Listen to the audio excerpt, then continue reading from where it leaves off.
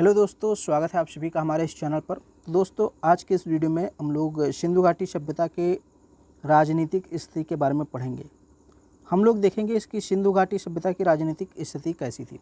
वहाँ पे गणतंत्र था या राजतंत्र था या कौन सा तंत्र था, पुरोहित तंत्र था या अफसरशाही था, क्या था, ये हम लोग पढ़ने जा रहे हैं। तो बहुत ही इम्पोर्टेंट वीडियो है, यहाँ से भी प्रश्न पूछ लिया जाता है। तो एक छोटी सी वीडियो होगी, इसको तो पूरा देखिएगा।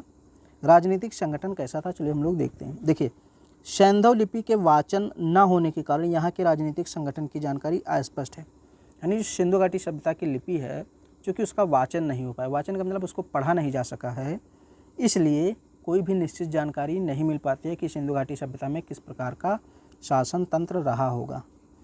समकालीन मेसोपोटामिया सभ्यता में हमें मंदिर के प्रमाण मिले हैं और यहाँ पर पुरोहित का शासन था। अब चूँकि मेसोपोटामिया में मंदिरों के साक्ष्य मिले हैं, तो ऐसा माना जाता है कि वहाँ पे जो है पुरोहितों का शासन रहा होगा। परंतु सिंधु घाटी सभ्यता में किसी मंदिर के प्रमाण न मिलने के कारण पुरोहित शासन की कल्पना नहीं की जा सकती। यद्यपि ए.एल. बासम कृत अद्भुत भारत में इस सभ्यता पुरोहित शासन की बात की गई है। देखिए, सिंधु घाटी सभ्यता में वैसे माना जाता है कि मंदिर नहीं मिले हैं और इस कारण यहाँ पे पुरोहित का शासन नहीं था। लेकिन एक राइटर हैं ए.एल. बासम, इनकी एक पुस्तक है the wonder that was India, यानी कि अद्भुत भारत। इसमें इन्होंने कहा है कि सिंधु घाटी सभ्यता में पुरोहितों का शासन था, क्योंकि कुछ जगह से मंदिर के प्रमाण पा गए थे, तो उसी आधार पर इन्होंने ऐसा कहा है। हालांकि ज़्यादातर विद्वानों का मानना यही है कि मंदिर नहीं मिले हैं और इस कारण जो है कि पुरोहित शासन की बात स्वीकार नहीं कर सकते। इतिहासकार रामशरण शर्मा कहते हैं इस सभ्यता में वणिक या व्यापारियों का शासन था या सर्वाधिक स्वीकार मत है। मतलब इतिहासकार ये रामशरण शर्मा कहते हैं कि जो है कि व्यापारी वर्ग का शासन था। तो ये याद रखिएगा।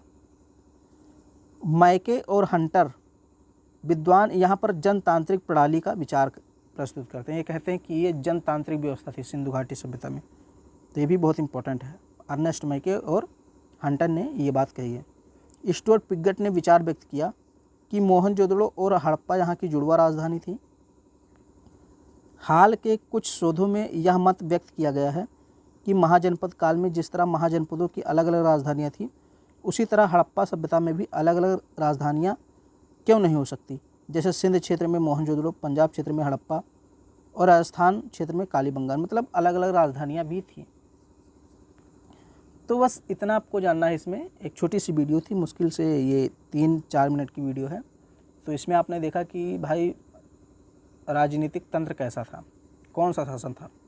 तो बेसिकली स्पष्ट नहीं है कि कौन सा शासन था, लेकिन अर्नेस्ट मैके और हंटर कहते हैं कि जनतांत्रिक शासन था। रामशरण शर्मा कहते हैं कि जो है कि भाई वहाँ पे व्यापारी वर्ग का शासन था। और वहीं अगर ए.एल. बासम की बात करें तो वो कहते हैं पुरोहितों का शासन था। तो मतलब अलग अलग विद्वानों का अलग अलग विचार है। तो इतना ही हम लोग देखते हैं इस वीडियो में, और आगे हम लोग देखेंगे आर्थिक स्थिति के बारे में। सिंधु घाटी सभ्यता की अर्थव्यवस्था कैसी थी, कृषि कैसा था, व्यापार कैसा था, उद्योग धंधा कैसा था, ये सारी चीज़ें हम लोग बात करेंगे अगले वीडियो में। तो अगर वीडियो आपको पसंद आ रहा है तो इसको लाइक कर दीजिए, शेयर कर दीजिए और हमारे चैनल को सब्सक्राइब कर लीजिए।